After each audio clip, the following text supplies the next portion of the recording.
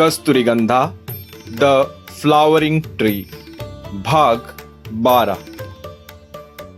काय खरेच कांचना म्हणत आहे तसा मी त्या कस्तुरीमध्ये गुंतत चाललो आहे? छे छे, मला तरी तसे वाटत नाही. तर मग मी सतत तिच्या मागे पुढे का करत असतो? हे फक्त त्या कस्तुरीगंधाच्या फुलामुळे होत आहे की याचे कारण आणखी काही आहे? नाही, मी फक्त कस्तुरीगंधाच्या झाडाचा शोध लावण्याचा प्रयत्न करत आहे. पण त्या एकाच झाडामध्ये एवढे काय ठेवले आहे? तशी कितीतरी अशी झाडे आहेत ज्यांचे अजूनही शोध लावायचे आहेत, ज्यावर मी अभ्यास करू शकतो. तर मी या एकाच झाडामागे का लागलो आहे? नक्की हा काय प्रकार आहे? मी कस्तुरीकडे आकर्षित होत चाललो आहे का? कांचनाच्या बोलण्यामुळे श्रीधर जरा विचारात पडला होता, पण त्याचे मन मात्र ते मानायला तयार नव्हते. त्यामुळे त्याने आपले ध्येय सोडले नाही. मी त्या कस्तुरीगंधाच्या झाडाचा शोध लावणारच. माझे ध्येय ते झाड आहे, ती कस्तुरी नव्हे. ती माझ्या डोळ्यात एक दिवस धूळ फेकू शकते, रोज रोज नव्हे. असे म्हणत तो आपल्या खोलीत गेला. त्याच्या खोलीत कस्तुरीगंधाचा सुवास पसरला होता. तो पलंगावर आडवा झाला. त्याने सहज आपले डोळे झाकले तर त्याच्या डोळ्यापुढे कस्तुरीचा गालात हसणारा सुंदर असा चेहरा आला. तो चेहरा बघताच त्याने आपले डोळे पुन्हा उघडले. हे मला काय होत आहे? परत परत त्या कस्तुरीचा चेहरा मला का दिसत आहे? तिच्यात असे काय आहे जे मला तिच्याकडे खेचत आहे? ती मला अशी दिसते, त्याचे फक्त कारण एकच आहे. मला त्या फुलांचे वेध लागले आहे. एकदा का ते कोडे उलगडले की हिचे पण दिसणे नाहीसे होईल. म्हणून उद्याच या रहस्याचा सोक्षमोक्ष लावायचा. त्याने मनात ठरवले की आजच्या प्रमाणे उद्या पण पहाटे उठून कस्तुरीचा पाठलाग करायचा आणि आज जे काम अर्धवट राहिले होते ते पूर्ण करून यायचे. आज सकाळी त्याने जशी योजना केली होती अगदी तशीच योजना पुन्हा मनात आखली. तो तसाच पलंगावरून उठला आणि खोली बाहेर जाऊन त्याने रामप्पाला हाक मारली. त्याबरोबर रामप्पाही लगेच धावत वर आला. काय झाले श्रीधर दादा? रामप्पाने विचारले. रामप्पा, आजच्या सारखे उद्या पण तुम्ही मला पहाटे उठवायचे. श्रीधरने रामप्पाला काम सांगितले.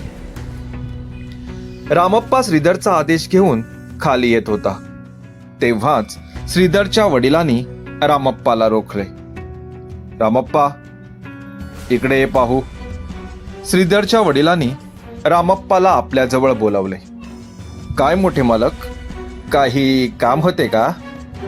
रामप्पाने श्रीधरच्या वडिलांजवळ जात विचारले. श्रीधरचे नक्की काय चालले आहे? त्याने तुला कशाला बोलावले होते? वडिलांनी सरळ विचारले. मोठे मालक, मला तर श्रीधर दादांचे काही समजतच नाही. या दिवसात ते कुठेतरी हरवल्यासारखेच असतात आणि दर दिवशी पहाटे मला उठवायला सांगतात. आज पण मी त्यांना उठवले होते, मग ते उठले आणि सायकल घेऊन कुठेतरी निघून गेले. रामप्पाने सांगितले. काय? पहाटे सायकल घेऊन कुठेतरी निघून जातो? पण कुठे? रामप्पाचे बोलणे ऐकून श्रीधरचे वडील जरा अचंबित झाले. ते माहीत नाही मोठे मालक, रामप्पाने म्हटले. तसे असेल तर एक काम कर, आजच्या प्रमाणे उद्या पण त्याला उठव आणि त्याच्या मागोमाग तूही जा आणि तो नक्की कुठे जातो हे शोधून काढ. श्रीधरच्या वडिलांनी रामप्पाला सांगितले.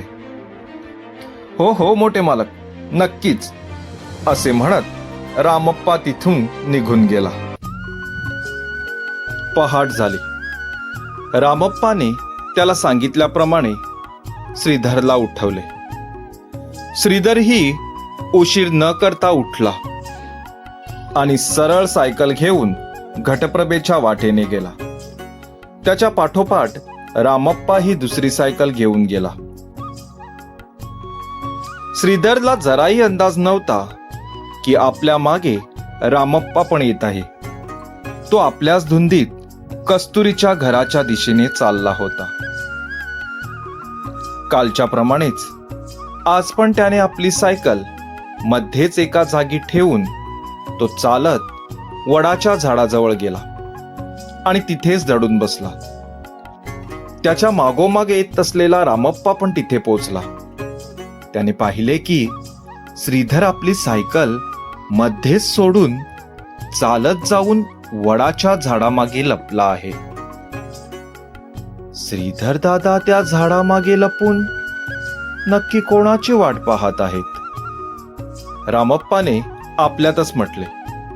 आणि शेवटी नेहमीप्रमाणे जयश्री आणि कस्तुरी आपल्या घरातून घागरी घेऊन नदीच्या दिशेने जात असलेल्या रामप्पाच्या नजरेस पडल्या. अरे बापरे, हिच्यासाठी श्रीधर दादा इतक्या सकाळी इथवर आले आहेत. पण या फुलवालीच्या प्रेमात श्रीधर दादा पडले आहेत. हिच्याकडून रोज ते फुले मागवण्याचे कारणही कदाचित हेच असावे, असे म्हणत रामप्पा तिथे आणखी न थांबता राजमहालात परतला. इकडे कस्तुरीला जाणवले की कोणीतरी त्यांना लपून पाहत आहे. तायडे, मला वाटते कोणीतरी वडामागे लपून आम्हाला पाहत आहे, कस्तुरीने वडाच्या दिशेने बघत म्हटले. काय, कोणीतरी आम्हाला लपून पाहत आहे? पण कोण आणि का? जयश्रीने आश्चर्याने विचारले. माहित नाही, पण मला तिथे सळसळ जाणवली, कस्तुरीने सांगितले.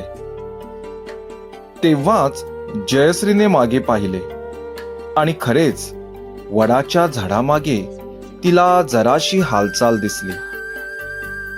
तिने वेळ न दवडता पायाजवळ असलेला एक दगड उचलला आणि वडाच्या दिशेने नेम धरून मारला. तोच त्यांना वेदनेने विव्हळण्याचा एक पुरुषी आवाज आला. बघितले तायडे, कोणीतरी होता तिकडे, कस्तुरी म्हणाली. हो, बरोबर होते तुझे, तू तिकडे लक्ष देऊ नकोस. कोणीतरी आमच्या कस्तुरी गंधाच्या फुलांचा शोध घेण्यासाठी आमचा पाठलाग करीत होता. मी मारलेला दगड नक्कीच त्याच्या डोक्याला लागला असेल, असे म्हणत त्या दोघी नदीवर गेल्या. त्यांनी दोन्ही घागरी बुडवून भरल्या. कस्तुरी, एक काम करूया, आज आता आपण डोंगरावर जाऊ नये. घागरी घेऊन सरळ घरी जाऊया. उगाच पायावर कुऱ्हाड मारून घेऊ नये, असे म्हणत जयश्री चालत चालत घराकडे गेली. आता सूर्य उगवण्याच्या मार्गावर होता. सगळीकडे अंधुक प्रकाश पडत होता. कस्तुरीने हळूच जाऊन वडाच्या झाडाकडे जाऊन पाहिले, तर एक माणूस तिथे बेशुद्ध होऊन पडलेला तिला दिसला. तिने जरा जवळ जाऊन पाहिले. समोरचे दृश्य पाहून तिला धक्काच बसला. तो दुसरा तिसरा कोणी नसून श्रीधर होता. तिने आपल्या घागरीतले पाणी हातात घेऊन त्याच्या डोळ्यावर मारले. त्याबरोबर तो शुद्धीवर आला. त्याच्या डोक्याला जखम झाली होती. तिने तिथेच असलेल्या कोणत्या तरी वनस्पतीची पाने तोडली आणि त्याच्या डोक्याला चोळली. तुम्ही माझ्यावर दगड का मारला? श्रीधरने आपल्या डोक्याला हात लावत वेदनामय आवाजात तिला विचारले. वाह, याला म्हणतात चोराच्या उलट्या बोंबा, कस्तुरी हसत म्हणाली. का, श्रीधरने आश्चर्याने विचारले. तू आम्हाला लपून पाहत होता, मग आम्ही दुसरे काय करणार? मुलींना लपून पाहणे शोभते का तुम्हाला? आणि आम्हाला कुठे माहीत होते की ते तुम्ही असणार? कस्तुरीने पुन्हा हसत हसत म्हटले. मला तुम्ही कस्तुरीगंधाची फुले नेमकी कुठून आणतात ते पाहायचे होते, म्हणून मी इथे लपून बसलो होतो. श्रीधरने आपल्या लपून बसण्याचे कारण सांगितले.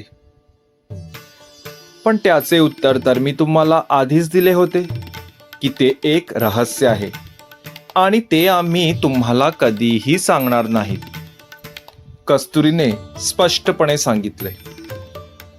म्हणूनच तर मला हे सगळे करावे लागले. पण तुम्ही आम्हाला ते रहस्य का सांगत नाहीत?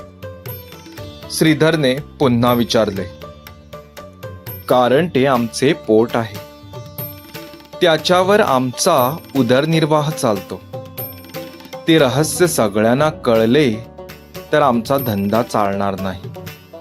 आमच्या आईला आमच्या लग्नाची चिंता सतावत आहे. या धंद्यामुळे जर पैसे मिळाले तरच आमची लग्ने होणार. चला, मी जाते, तुम्ही पण जा, असे म्हणत कस्तुरी तिथून निघून गेली. ही मुलगी मनाने खूप चांगली आहे. कांचना म्हणते तसा हिच्याबद्दल विचार करायला हरकत नाही. श्रीधरने आपल्या डोक्याला हात लावत म्हटले. तर तुम्ही ऐकत होता कस्तुरीगंधा द फ्लॉवरिंग ट्री या कथेचा 12वा भाग. पुढे काय होणार? श्रीधर खरोखरच कस्तुरीच्या प्रेमात पडला आहे? कस्तुरी श्रीधरला रहस्य सांगणार का? पाहूया पुढच्या भागात. धन्यवाद.